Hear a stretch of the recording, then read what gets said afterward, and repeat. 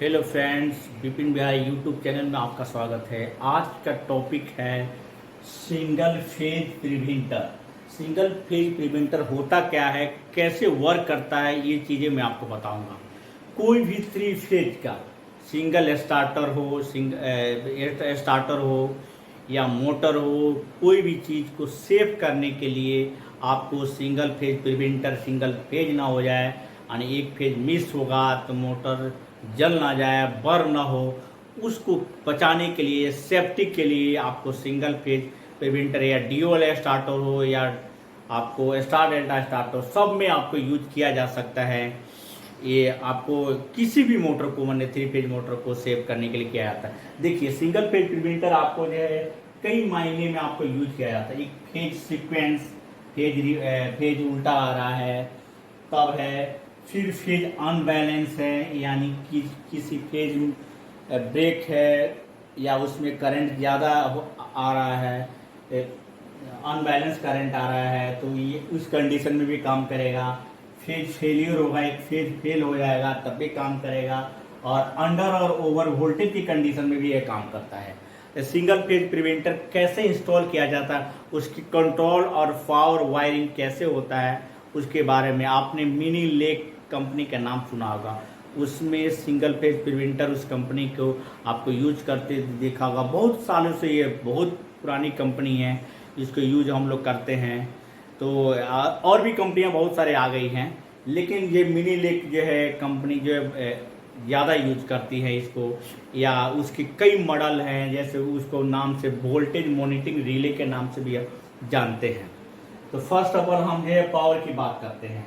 ये देखिए, हम कोई भी power three phase R Y B देते हैं, न्यूट्रल आपको कंट्रोलिंग के लिए यूज कर, लेकिन थ्री फेज में हम जो है आपको R Y M C B यानी थ्री फेज की एम सी बी हो या सिंगल फेज हो, तीनों फेजों के साथ जाता है। और जाने के बाद प्रिवेंटर में आपको जो है एक दो टर्मिनल होता है, एक दो तीन रहता है, एक दो तीन यानी इसमें प्रिवेंटर में ऐसे रहता है, ये पॉइंट होता है, इससे होकर आपको जो है कंटेक्टर में जाता है। तो आपको जो कहीं कहीं आपको जो ओवरलोड के आउटपुट में लगा देते हैं मोटर को, से कहीं कहीं आपको जो एमसीबी इनपुट में ही लगा देते हैं, लेकिन सबसे बेहतर जो इनपुट में लगाना सही रहता है। इनपुट जो सप्लाई आए, ड्यूअल स्टार्टर हो या आपको जो स्टार डेल्टा स्टार्टर हो, दोनों में हम यूज करते हैं इस कंडीशन में। तो ये चीज़ें आपको जो है हमें ये करना है। तो फर्स्ट ऑफ ऑल हम जो कंटेक्टर का यूज करते हैं। कंटेक्टर आपको ड्यूअल स्टार्टर में यूज करते हैं या स्टार डेल्टा स्टार्टर में भी हम यूज करते हैं। तो कैसे यूज करते हैं देखिए, तो इनपुट में आपको, इनपुट के थ्रू आपको जो है सिंगल फेज प्रिवेंटर की सप्लाई उसमें दिया जाता है, और ओवरलोड रिले, और फिर उसके बाद मोटर होता है। ये पावर सर्किट डायग्राम है।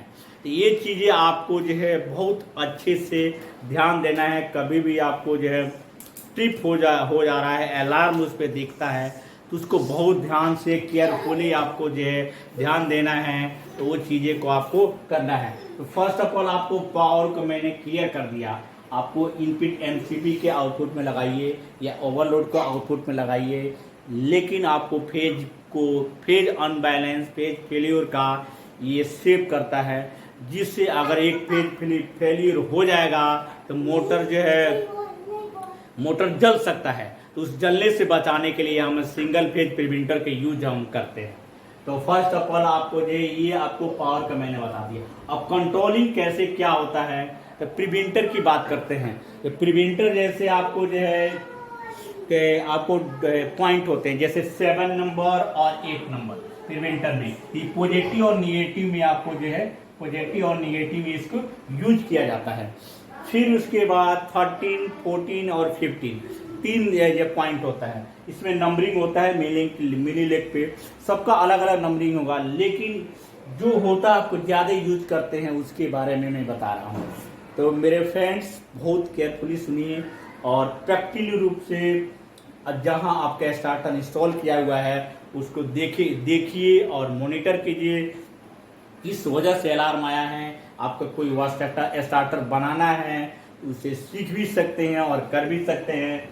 ये 13 आपको एनसी में यूज किया जाता है, 14 आपको कॉमन में यूज किया जाता है, और NO के लिए आपको जो है 15 का यूज किया था। ये आपको सिंगल फेज प्रिवेंटर में ये पॉइंट मिलेंगे। और देखिए उसके बाद वायरिंग कंट्रोल क्या होता है, मैं उसके बारे में एक एक करके बताता हूँ। आप जो है फेज आपको किसी भी एक फेज से ले लीजिए, फेज लेकर न्यूट्रल लिंक आपको साथ में रहता है। न्यूट्रल लिंक किसी भी पैनल में, तो किसी भी कंडक्टर हो गया या कोई भी रिले हो गया, उसको एक्चुअली सप्लाई मिलना चाहिए। आपको जो है 415 वोल्ट हो या आपको जो है 230 वोल्ट हो या DC वोल्ट हो, आपको उसको एक्चुअली सप्लाई, जैसे कंडक्टर का A1 और A2 होता है, तो A1 और A2 आपको पॉजिटिव और निगेटिव यानी फेज और न्यूट्रल का यूज किया जाता है। ये नीचे से हम दिए हुए जैसे कंडक्टर है, ये आपको न्यूट्रल हो रहा है, ऊपर से जो आ रहा है जो फेज आ रहा है।